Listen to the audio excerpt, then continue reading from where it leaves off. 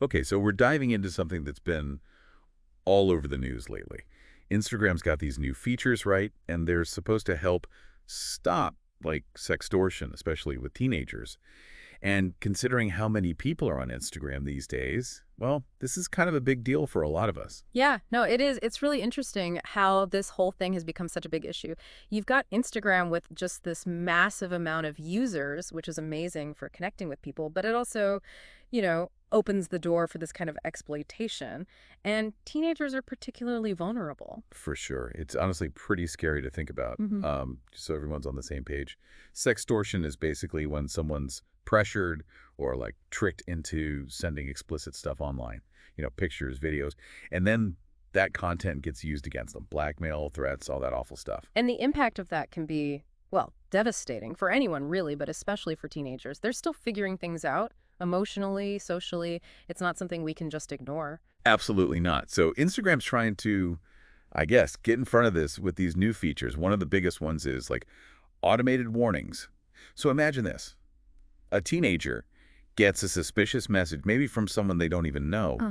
Instagram can actually like detect that and send a warning before they even hit reply. See, that's what I think is so important about this. It's not just about having ways to report something after it happens. This is proactive, getting ahead of it.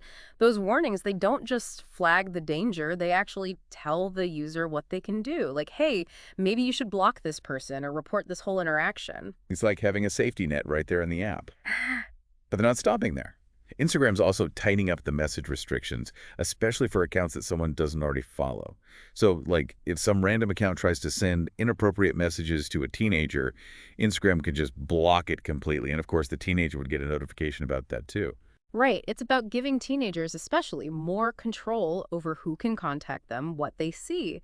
Making those conversations a little bit safer.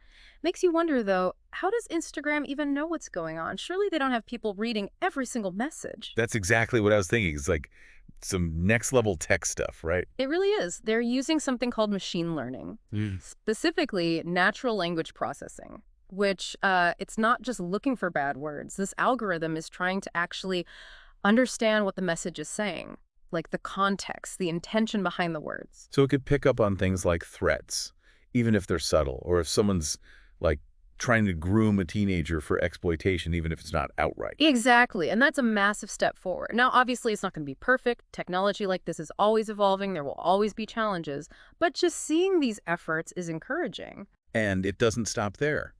They've also, like, totally revamped the reporting tools on Instagram, so it's way easier for people to report suspicious activity and, to actually get help if they need it, which is so important. It is. It really is.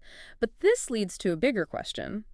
How effective are these measures really going to be in the long run? Yeah, exactly. Like, will this actually make a difference? Will it actually reduce the amount of sextortion that happens? I think that's what everyone wants to know. It's early, right? It's too soon to tell. But giving people, especially young people, more control over their interactions and, enabling that early intervention, I think those are definitely positive steps. But we got to be realistic. Technology can only do so much. It's always going to be a cat and mouse game.